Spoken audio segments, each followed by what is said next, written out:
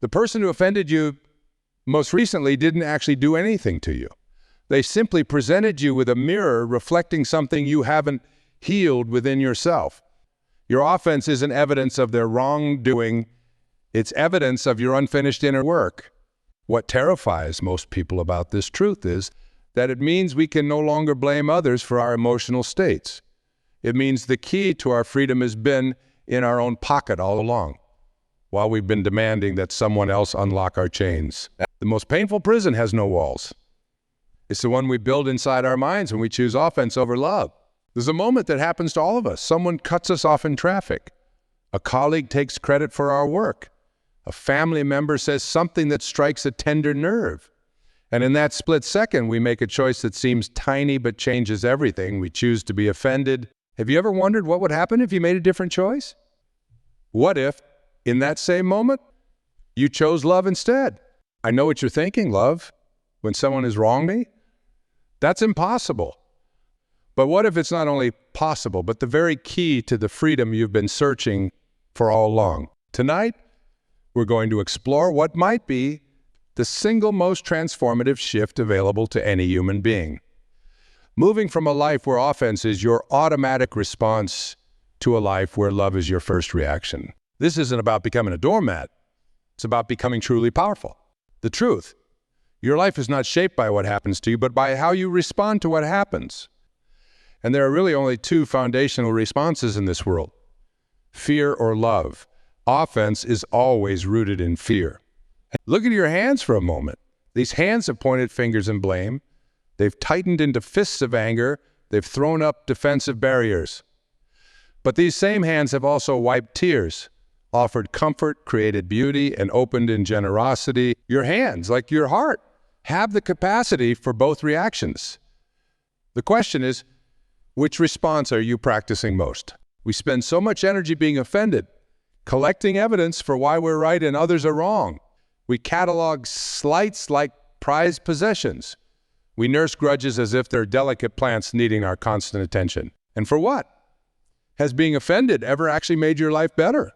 I once met a man who spent 30 years not speaking to his brother over an argument about their father's watch. 30 years. When I asked him if it was worth it, his eyes filled with tears. I can't even remember what the watch looked like, he said. We forget what we've been fighting about, but we remember we're supposed to fight. But there's another way, and it starts with a single, radical idea. What if nothing is personal? What if that driver who cuts you off is rushing to the hospital? What if your critical colleague is fighting a battle you know nothing about? What if that family member's hurtful words reflect their pain, not your worth? The world is not conspiring against you. People are not waking up planning ways to upset you. Most people are too busy thinking about themselves to deliberately hurt you. Their actions reveal their state of mind, not your value as a human being. When you truly understand this, something miraculous happens. You stop being offended. Instead, you become curious, compassionate, free. There was a teacher who had a jar filled with differently colored beads. He would shake the jar and ask his students what color came out. Red, they might say. Blue another time. Then he asked, why did that color come out? The color that comes out is the color that was in. If you put blue beads in the jar, blue beads come out when life shakes you up. What's in your jar? When life shakes you, what comes out? Judgment or compassion, bitterness or understanding, offense or love. Most of us have been filling our jars with the wrong beads. We've been practicing being offended our entire lives. Someone says something and boom, we're offended. Someone does something and boom, we're offended. It's become our default setting, our automatic response. But what if we could change what's in the jar? What if we could practice a different response? Love isn't just a feeling, it's a practice, a choice, a moment-by-moment decision about how you want to experience your life. When you choose love over offense, you take back your power. You stop allowing other people's behavior to determine how you feel. You become the author of your emotional experience rather than a victim of circumstances. I know a woman who worked with the most difficult boss imaginable.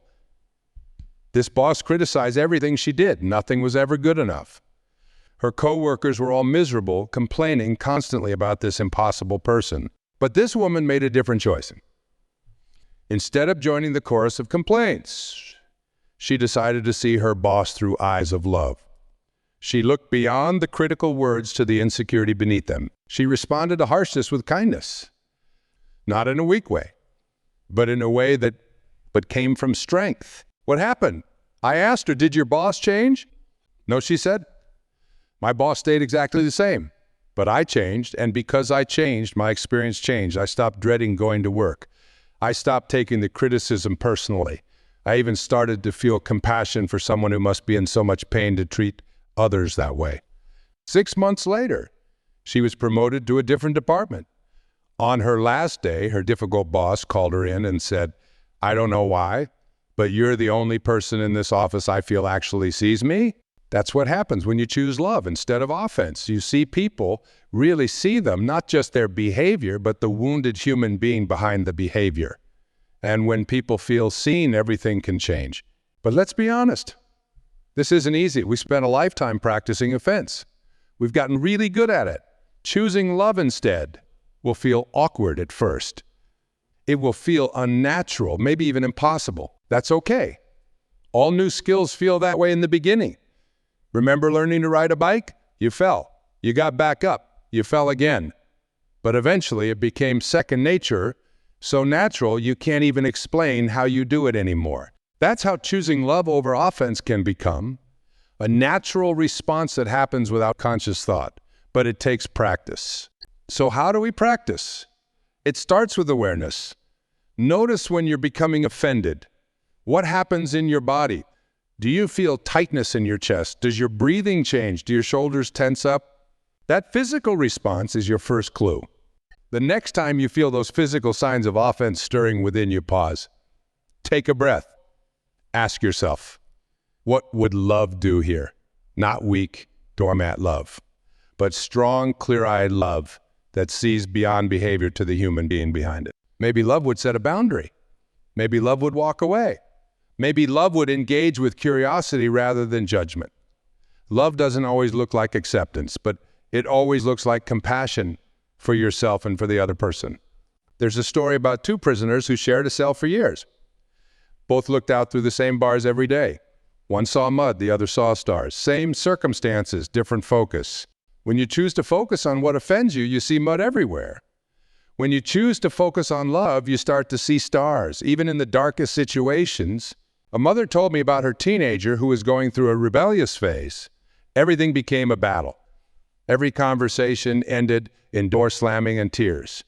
She was constantly offended by her daughter's attitude, her choices, her words. Then one day, feeling desperate, she tried something different. Instead of focusing on her daughter's behavior, she focused on the scared child beneath the behavior. Instead of reacting with rules and consequences, she responded with understanding and love. Did your daughter change overnight? I asked. No, she laughed. But something between us changed. I stopped seeing her as my adversary and started seeing her as a young person trying to figure out who she is. Our relationship improved because my perspective improved. This is the miracle of choosing love over offense. Your circumstances may not change immediately, but your experience of those circumstances transforms completely. Think about the people in your life who trigger offense in you. The coworker who talks over you in meetings, the friend who's always late, the family member who pushes your buttons. What would happen if you chose to see them through eyes of love instead of offense? You might notice the coworker who talks over you is desperately trying to prove their value. You might see that your chronically late friend struggles with anxiety about social situations. You might recognize that your button-pushing family member is still using patterns established in childhood because they don't know another way. Seeing people this way doesn't mean you approve of their behavior. It means you're refusing to let their behavior determine your emotional state. It means you're choosing freedom over imprisonment in the jail cell of offense. Is it powerful? True. Offense is a choice. No one can make you feel offended without your permission. That person who cut you off in traffic didn't reach inside your head and flip your offense switch. You did that, which means you have the power to choose differently. This doesn't mean you become passive. Doesn't mean you don't stand up for yourself or others. It doesn't mean you accept mistreatment. It means you respond from love rather than react from fear. When you're coming from love, you can say difficult things with compassion rather than contempt. You can set boundaries with clarity rather than anger. You can disagree without disconnecting. I witnessed a conversation between two friends with completely opposite political views. In today's world, such conversations often end relationships. But these two had something special. They had both decided that their love for each other was more important than being right. They asked questions with genuine curiosity. They listened to understand, not to formulate rebuttals. They saw each other as whole human beings, not just walking sets of opinions. At the end of the conversation, neither had changed their views, but something more important happened. They deepened their connection despite their differences. They chose love over offense. What would our world look like if more of us made this choice? If we stopped seeing those who disagree with us as enemies and started seeing them as fellow human beings doing the best they can with what they know, it would be revolutionary. Not just for our society, but for our own hearts and minds. Because here's what happens when you choose love instead of being offended. You become free. Free from the exhausting cycle of reaction, free from the heavy burden of resentment, free from the prison of judgment, free to experience life as it is, not as you think it should be. There's a reason you feel so tired at the end of a day spent being offended. Offense requires enormous energy. It's like carrying around a backpack full of rocks. Love, on the other hand, energizes you. It lightens your load. It opens up possibilities. I once asked a 100-year-old woman for her secret to longevity. I expected to hear about diet or exercise. Instead, she said, I decided a long time ago that being offended is a luxury I can't afford. It cost. What wisdom? Offense is indeed a luxury that costs us our peace, our energy, and all. So what happens if you start loving instead of being offended? Everything changes. Not because the world changes, but because you change. And when you change, your entire experience of the world transforms. You begin to see that the person who hurts you is themselves hurting. You recognize that the critical comment that stung so badly comes from someone fighting their own battles. You understand that most of what people do has nothing to do with you and everything to do with their own inner landscape. This doesn't mean you become a doormat. In fact, quite the opposite. When you're not caught in the quicksand of offense, you can respond with clarity and strength rather than emotional reactivity. True love. Not the greeting card version, but the deep, abiding commitment to see the humanity in others and yourself. Gives you access to wisdom that offense blocks. From this place, you can decide whether to engage or walk away, whether to speak up or remain silent, whether to maintain a relationship or set a boundary.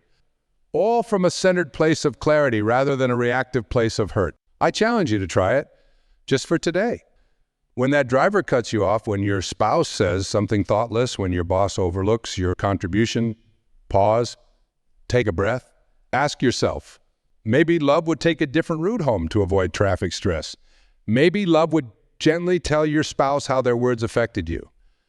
Maybe love would have a sincere conversation with your boss about feeling undervalued. The response might look exactly the same on the outside, but it will feel completely different on the inside because it comes from love rather than offense. And here's the beautiful thing. The more you practice choosing love over offense, the more natural it becomes. Eventually, it's not a conscious choice anymore. It's just who you are. A person who responds to life with love rather than a person who sees beyond behavior to the humanity beneath. A person who is truly free. What happens if you start loving instead of being offended? You discover the truth that has been waiting for you all along. The truth that offense is optional, that love is always available, that you can choose your response to every situation, every person, every challenge. And in that choice lies your freedom. Do you know what happens to your body when you're offended? Your brain releases stress hormones, your blood pressure rises, your immune system weakens, your digestive system slows down. Being offended is literally making you sick. This isn't metaphorical, it's biological. When you live in a state of chronic offense, You're bathing your cells in a cocktail of stress chemicals that accelerate aging and disease. Your body doesn't distinguish between the stress of being chased by a predator and the stress of being offended by a comment on social media. It responds the same way, by me. But when you choose love instead, something remarkable happens in your body. Your heart rate steadies, your breathing deepens, your muscles relax, your immune system strengthens, your brain releases chemicals associated with well-being and healing. Choosing love isn't just emotionally liberating, it's physically healing. I once worked with a man who had suffered from chronic migraines for 20 years. He tried every medication, every therapy, every alternative treatment. Nothing worked consistently. During our conversations, I noticed his migraines often followed conflict or situations where he felt disrespected or offended. What if, I suggested, you experimented with responding differently to those triggers?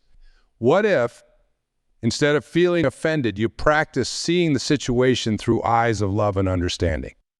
He looked skeptical, but desperate enough to try anything. 3 months later, he reported that his migraines had reduced by 70s. Not because the triggering situations had stopped happening, but because his response to them had transformed. I thought my migraines were happening to me, he said. Now I realize I was happening to my migraines. This is the power of choosing love over offense.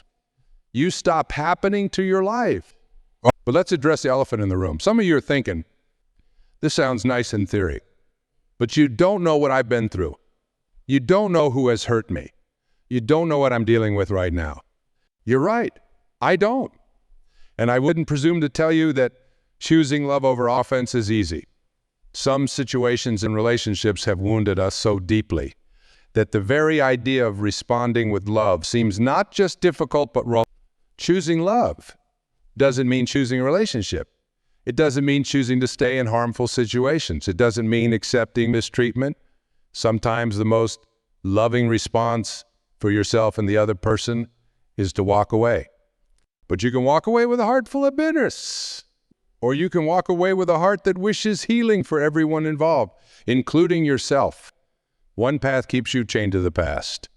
The other sets you free to create a new future. I knew a woman who survived unimaginable abuse as a child. By any standard, she had every right to be offended, angry, bitter. No one would have blamed her for carrying that resentment to her grave. Instead, she made a different choice. Not quickly, not easily, but eventually, she chose to see her abuser not as a monster, but as a deeply wounded human being who inflicted their own pain on others. She didn't excuse what happened. She didn't maintain a relationship, but she refused to let that person's actions determine the quality of her life decades later. Forgiveness, she told me, isn't something you do for someone else. It's something you do for yourself. It's realizing that resentment is like drinking poison and expecting the other person to die. Her choice to respond with understanding rather than ongoing offense wasn't weakness. It was incredible strength. It wasn't letting someone off the hook. It was refusing to stay hooked yourself. This is the paradox of choosing love over offense. It looks like you're doing something for the other person, but you're actually doing it for yourself. You're choosing freedom over imprisonment, health over disease, peace over turmoil. But how do you get there when the offense feels so justified? When the hurt is so deep, when the situation seems so unfair, you start small. You practice with the minor irritations of daily life, the slow cashier, the loud neighbor, the insensitive comment from a coworker. These are your training grounds. These small moments prepare you for the bigger challenges. Remember this crucial truth: understanding someone's behavior doesn't mean you approve of it. You can have compassion for someone's brokenness while still maintaining healthy boundaries. You can wish someone well while deciding they can't be part of your life. You can forgive someone without telling them they're forgiven. Choosing love over offense means taking responsibility for your emotional state regardless of what others do or don't do. It means recognizing that while you can't control what happens to you, you can always control how you respond to what happens. There was a prisoner of war who survived years of torture and isolation. When asked how he endured without losing his mind, he said, "They controlled everything about my physical environment, but I realized they couldn't control my thoughts unless I let them. So I decided where my mind would dwell. Each day, I mentally walked through my childhood home, remembering every detail. I replayed beautiful music in my head. I composed letters to my family. My body was imprisoned, but I refused to imprison my mind. What a powerful example of choosing your response regardless of circumstances. Most of us will never face such extreme situations, yet we willingly imprison our minds over much smaller offenses. When you choose love instead of offense, you're declaring, I will not be a prisoner of my reactions. I will be the master of my responses. This choice becomes your superpower, while others are riding the roller coaster of reaction. Up when things go their way, down when they don't. You remain centered in your power to choose your emotional state. I once observed a mother in a grocery store with her young child who was having a complete meltdown. You know the kind, screaming, throwing things, the works. The mother had every reason to be embarrassed, frustrated, angry. Instead, she knelt down at eye level with her child and spoke softly. I see you're having big feelings right now. It's okay. I'm here with you. A nearby shopper gave her a look of disgust and muttered something about parents who can't control their kids. The mother had every reason to be offended. Instead, she smiled gently and said, parenting is a journey. We're all doing our best. In that moment, she chose love over offense, both for her child and for the judgmental stranger. Did it change the stranger? I don't know, but it certainly created a healing space for her child and maintained her own peace in a challenging situation. This is what becomes possible when you make love your default response rather than offense. You stop being at the mercy of other people's behavior. You stop riding the emotional roller coaster of reaction. You start experiencing the unshakable peace that comes from choosing how you want to feel, regardless of what's happening around you. But what about justice? What about standing up against wrong? Doesn't choosing love mean becoming passive in the face of injustice? Absolutely not. In fact, the opposite is true. When you're caught in the grip of offense, you're actually less effective at creating meaningful change. Your judgment clouds your vision. Your anger burns up energy that could be channeled more productively. Your offense keeps you reactive rather than strategic. The most powerful change makers in history understood this truth. They stood firmly against injustice while refusing to dehumanize even those who opposed them. They recognized that hate cannot drive out hate, that adding more offense to an already offensive situation only multiplies the problem. They chose a different path. They chose to see the humanity in everyone while still working tirelessly for systemic change. They chose love as their method, not just their goal. When you choose love over offense, you gain clarity about what needs to change while retaining your ability to connect with those who might initially resist that change. You can disagree with someone's perspective without attacking their character. You can oppose policies without villainizing people. This approach isn't just more humane, it's more effective. Because when people don't feel attacked, they're more open to considering new perspectives. When they feel seen as full human beings rather than being reduced to their worst beliefs or behaviors, transformation becomes possible. I watched a community meeting about a controversial local issue turn from hostile to productive when one speaker stood up and said, I see that we all want what's best for our community. Even though we disagree about what that looks like, why if we start by acknowledging our shared commitment to this place we all call home? The tenor of the room shifted. People who had been shouting began listening. Those who had been defensive became thoughtful, all because one person chose to see beyond positions to the human beings holding those positions. This is the ripple effect of choosing love over offense. It changes not just your experience, but the very field of energy around you. It creates space for connection rather than division, for understanding rather than escalation, for transformation rather than entrenchment. And it starts with you, right now, in this moment. Take a moment to think about something that has been triggering offense in you recently. It might be a personal relationship, a situation at work, a political issue, a social media post. Notice the feeling of offense rising in your body. The tightness, the heat, the contraction. Now imagine approaching that same situation from a place of love. Not approval, not agreement, but love. The kind of love that sees the full humanity in yourself and others. The kind of love that remains clear-eyed about what's happening while refusing to reduce anyone to their worst behavior. Feel the difference in your body, the expansion, the softening, the opening. This is available to you in every moment, with every person, in every situation. But it requires something from you. Awareness, you must become aware of your automatic reactions. You must catch yourself in the act of choosing offense before the habit takes over. A helpful practice is to create a pause between stimulus and response. Something happens, and before you react automatically, you pause. Take a breath. Ask yourself, is this how I want to feel? Is this who I want to be in this moment? What would love do here? That pause is your doorway to freedom. It's the space where you reclaim your power to choose. A spiritual teacher was known for his unshockable equanimity. A student asked, do you never feel angry or offended? The teacher replied, of course, those feelings arise. I just don't serve them tea. What a beautiful way to put it. Feelings of offense will naturally arise. You don't need to judge yourself for having them, but you don't need to serve them tea either. You don't need to invite them to stay, to ruminate on them, to feed them with your attention and energy. When you notice offense arising, you can simply say, I see you. I don't need to serve you tea. And then you can choose a different response. This isn't about suppressing emotions. It's about consciously choosing which emotions you want to cultivate. Do you want to water the seeds of offense, judgment, and bitterness? Or do you want to water the seeds of understanding, compassion, and love? One of these paths leads to contraction and suffering. The other leads to expansion and freedom. The choice is yours in every moment. But isn't being offended sometimes appropriate? Aren't some things genuinely offensive? It's a fair question. Yes, many behaviors and situations might be considered objectively offensive.